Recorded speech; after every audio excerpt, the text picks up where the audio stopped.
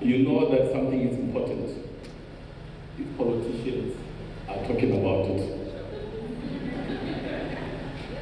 Such is the case with the word innovation.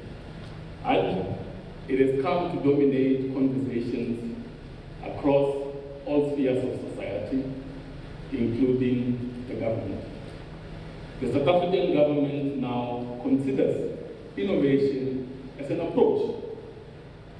And the view is that an innovative South African government will deliver services to the people, even during difficult and challenging times.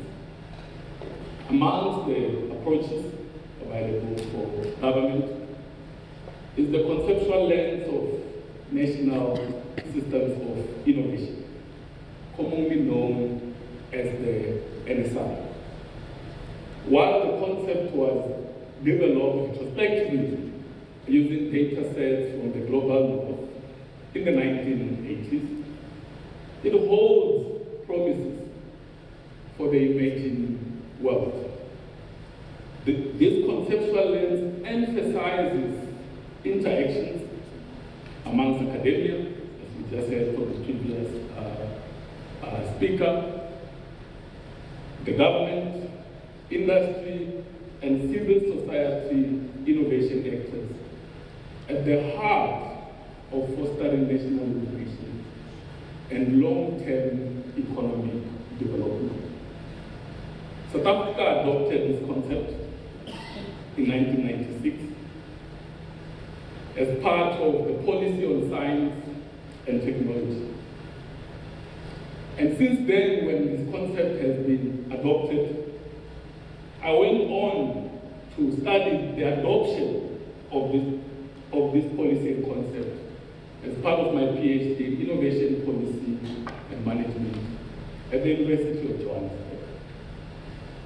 I was filled with emotions of excitement, at the same time sadness.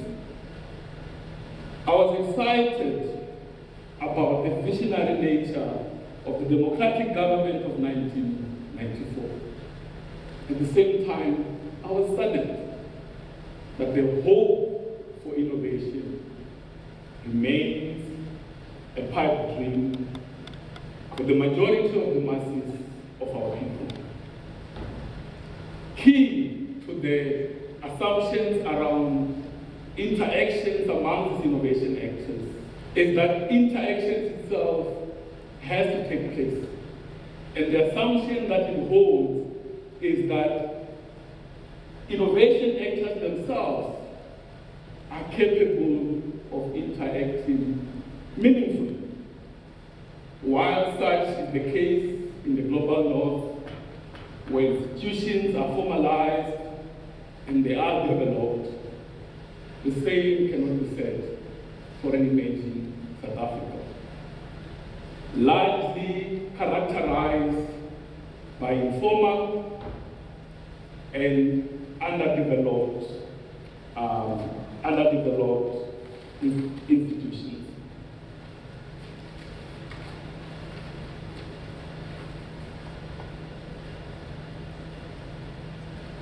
When institutions are underdeveloped, interactions themselves are small scale.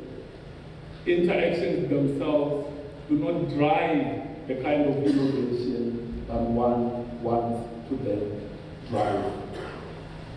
And the reason why interactions are so important is that interactions in themselves, they drive learning. And learning is fundamental for innovation.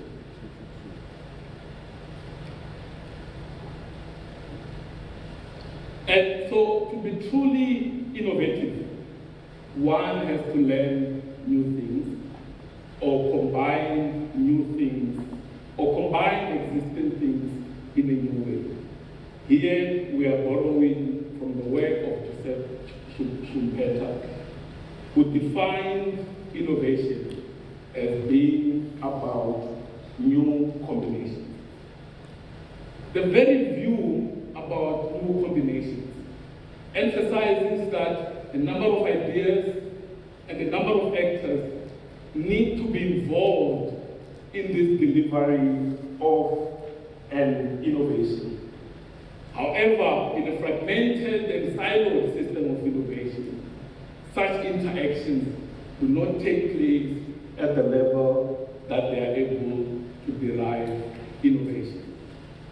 And because interactions is so key in enabling innovation, therefore the first task when one considers to use this concept of the system of innovation is to ensure that at the first place, interactions actually do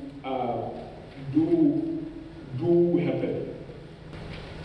In South Africa, previous studies have studied around innovation, and they found that indeed the national system of innovation is fragmented and siloed.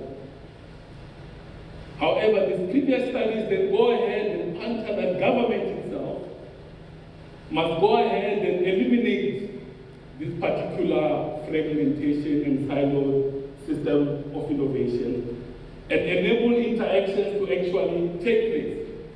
However, the assumption that the previous studies have made is that the innovation actors in South Africa, including the government itself, can interact meaningfully.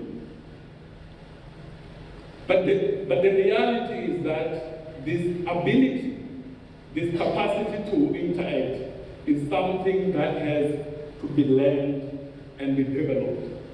So simply telling innovation actors to interact is not enough.